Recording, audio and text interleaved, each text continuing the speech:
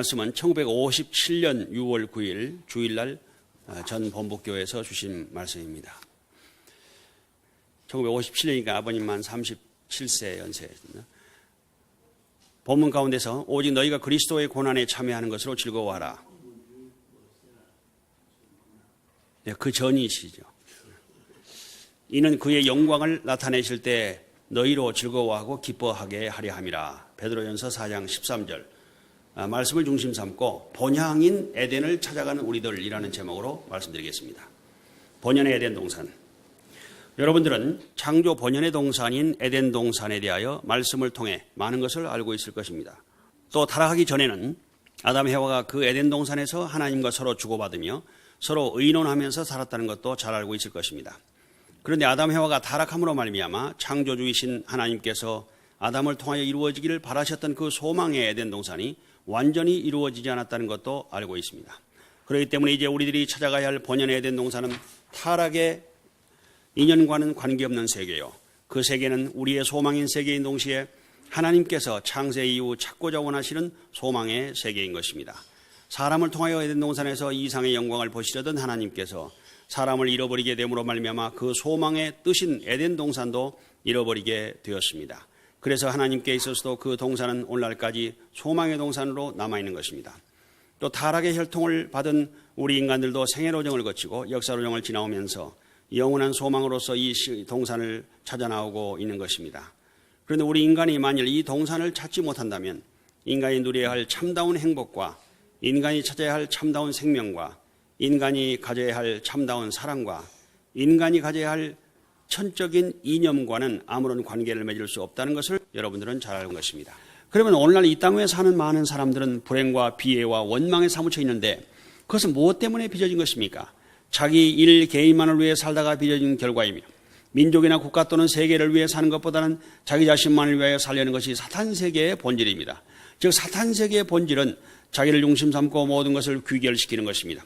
그래서 타락 인간들은 불행한 입장에 처할 때마다 자신을 중심 삼고 슬퍼하고 남을 원망하며 살아가고 있는 것입니다. 그러나 예수님은 불행한 자리에 처해 있을 때 자신이 불행하다고 여기지 아니하셨고 하나님의 마음을 대신하고 이 세계를 염려하시면서 그 불행한 입장을 극복하셨던 것입니다. 만약 예수님에게 원망이 있었다면 이 악한 세상에 대한 원망이었을 것입니다. 그러므로 인간들의 원망과 예수님의 원망은 본질적으로 그 방향이 달랐다는 것을 여러분은 알아야 되겠습니다. 따라서 슬픔과 원망의 세계를 거쳐서 불행의 문을 박차고 행복의 본연의 동산을 찾아가야 할 우리가 먼저 해야 할 것은 예수님과 신성을 찾는 일인 것입니다. 저 예수님은 하나님을 대신하여 슬퍼했고 하나님의 뜻을 대신하여 수고했고 나아가서는 사탄 세계를 원망하면서 불우한 처지에 있었던 것이므로 여러분이 참으로 이러한 예수님의 사정을 알았다면 온 피조 만물을 대신해서 예수님의 모든 뜻을 대신 책임질 수 있어야 합니다. 그럴 수 있을 때만 여러분은 영원한 본연의 행복의 하늘 동산에 들어갈 수 있게 될 것입니다. 예수님은 사망에 처한 세상을 구원하고 하나님의 소망을 이 땅 위에 실현하기 위해 내 아버지여 만일 할만하시거든 이 잔을 내게서 지나가게 하옵소서. 나의 하나님 어찌하여 나를 버리셨나이까 라고 간절히 기도하셨던 것입니다. 인간 세상에서 그 누구보다 하나님의 크나큰 축복이 있을 줄 알았는데 버림받은 입장에 세워졌고 그 크나큰 소망을 가지고 나온 30여 생애의 마지막에 결국 십자가를 져야 하는 절망적인 상황에 부딪혔습니다. 그러나 예수님은 그런 절망적인 상황 속에서도 그것이 자기의 일신의 생애의 결과가 아니요 전 세계 인류를 대표한 입장에서 받는 시련과 고통으로 여겨 그 고통과 시련을 극복하셨습니다. 뿐만 아니라 예수님은 하나님께서 자기 자신으로 말미암아 절망하실까 봐 염려하셨던 것입니다. 그리고 예수님은 시기와 질투 등 악의 요소들을 탕감하고자 즉 하늘의 본질적인 요소인 사랑을 반대하는 사탄의 모든 요소를 탕감하기 위해 무한한 희생의 제물이 되시면서 원수를 위하여 기도하셨던 것입니다. 다시 말하면 예수님은 자신의 마음 한구석에 인간들이 헤아릴 수 없는 사탄에 대한 원망의 마음과 땅 위의 원수들을 심판하고 싶은 마음이 들었지만 그들을 용서하셨고 원망과 심판의 마음을 밟고 올라섰다는 것입니다. 본연의 에덴동 건설자로서의 마음 자세. 예수님은 십자가의 죽음을 각오하면서 죄악에 빠져 고통으로 씨름하고 있는 인간의 아픔과 슬픔을 해방시키고자 했기 때문에 십자가의 고통과 인간들의 조롱을 극복해낼 수 있었으며 전 인류에 대한 사탄의 참소 조건을 막을 수 있었던 것입니다. 뿐만 아니라 예수님이 사탄 세상의 어느 누구보다도 긍휼의 마음으로 모든 것을 참고 이기셨으며 하늘을 위하는 마음과 우주를 위하는 마음이 지극했기 때문에 하나님은 당신의 서러움을 대신한 예수님을 부활시켰다는 것을 여러분은 알아야 되겠습니다. 이제 우리들도 이러한 예수님의 뒤를 따라 십자가의 고난의 길을 넘어 하나님의 본연의 된 동산을 향해 나아가려면 자신의 불행한 환경은 물론이요 세계적인 불행까지도 책임지고 나가지 않으면 안 되는 것입니다. 그러므로 여러분은 자신의 재물로 인하여 어려운 길이나 불행한 환경에 부딪히더라도 그 자리에서 슬픔이나 사탄의 회방에 구애받는 자가 되어서는 아니 되겠습니다. 여러분들이 비록 불행한 자리에 산다 하더라도 기쁨과 즐거움과 감사의 마음을 가져야 됩니다. 그리고 그 감사와 기쁨의 마음이 순간적이거나 객체적이어서는 안 되고 영속적이고 전체적인 것이어야 합니다. 다시 말해서 영원히 세계적으로 감사하고 기뻐할 수 있는 환경을 만들어야겠다는 재물적인 마음을 자세를 여러분은 취해야 하는 것입니다. 여러분이 하나님의 행복의 동산을 전체적인 것으로 만들기 위해서는 이 사실을 명심해야 되겠습니다. 만일 이 땅 위에 아버지의 심정을 위로해드리고 아버지께 웃음과 즐거움과 기쁨을 돌려드리는 하나의 존재가 나타난다면 아버지는 기뻐하신다는 것입니다. 그러므로 여러분은 절망과 한숨의 환경 속에서도 천적인 승리와 천적인 소망과 천적인 생애의 빛의 가치를 나타낼 수 있어야 하고 시기와 질투로 인한 싸움과 분열이 극심한 이 땅 위에서 하나님의 사랑을 중심 삼고 화평과 통일의 기수가 되어야 합니다. 그리고 원한과 탄식과 한숨과 회방과 눈물에 사무쳐 있는 이 땅 위에서 만물을 대신하여 하나님의 영광을 찬양하기 위하여 웃음과 기쁨으로 송영할 수 있는 여러분이 되어야 되겠습니다. 이런 사람이 되지 못한다면 여러분은 사탄 세계에서 헤어나지 못하게 된다는 것을 알아야 합니다. 여기 참석한 여러분 마음속에 어떤 악의 요소, 세대의 이념과 반대되는 악한 사탄의 성품을 아직도 지니고 있는 사람은 없습니까? 우리가 아버지 앞에 나타날 때는 기쁨의 모습으로 나타나야 합니다.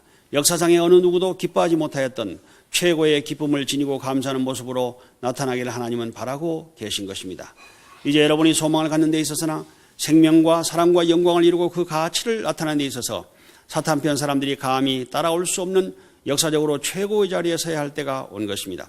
그렇기 때문에 여러분은 십자가를 져도 최고의 십자가를 져야 합니다. 그리고 최악의 불행한 자리에서도 하늘의 영광을 노래할 수 있는 노정을 거쳐야만 사탄도 감히 참소하지 못하게 됩니다. 오히려 사탄 앞에 당당히 나서서 사탄의 권세와 땅 위의 모든 악의 요소를 비웃을 수 있어야 하나님의 사랑에 접하고 있는 사람이라고 할 것입니다.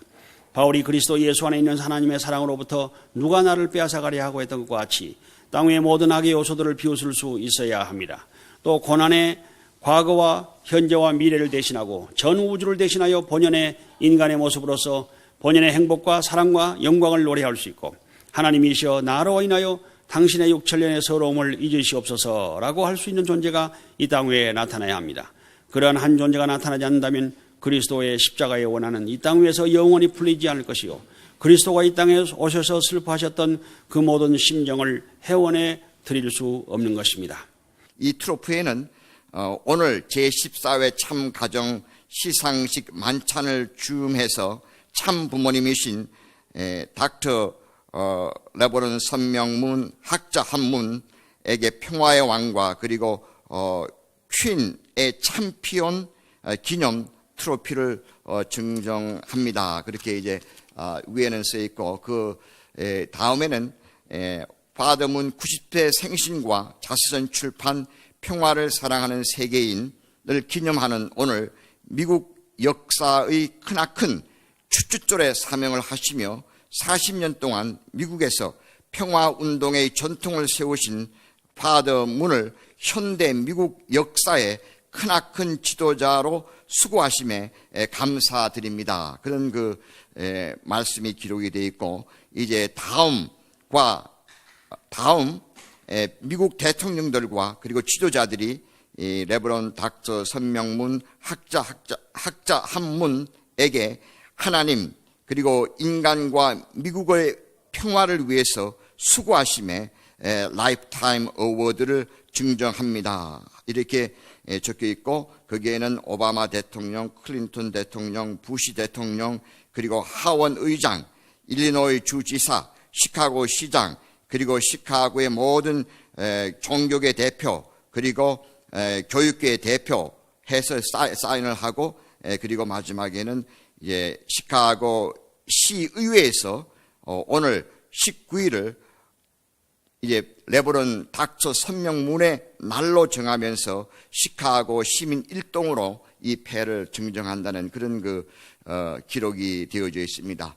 그리고 여기에는 이제 목사들뿐만 아니라 시카고 조셉 카디널 버나딘과 그리고 이 사람은 천주교의 추기경이지만은 아버님이 처음으로 미국을 방문하셨을 때, 시카고를 방문하셨을 때 직접 그리팅 내를 보내주셔갖고 부모님께서 부분을 축복시키도록 그렇게 말씀하라고 하셨습니다. 영계에 갔지만은 그래도 참 우리와 가까웠던 그런 천주교의 추기경이었습니다. 그리고 지금 현재 시카고 교구의 추기경으로 일하고 있는 프랜시스 카디널 조지도 그런 편지를 보내오고 이제 학교와 그리고 여성 지도자들이 많은 편지를 보내왔습니다. 대통령의 편지도 이제 프로그램에 이제 적혀 있고요. 그리고 이제 많은 정치인들 그리고 주지사 그리고 하원 의원들이 그런 참 부모님의 40년 동안 미국에서의 활동을 축하하고 그리고 자서전 출판 기념회와 그리고 더불어서 아버님의 90회 탄신을 축하하는 그런 메시지를 아버님 보내왔습니다.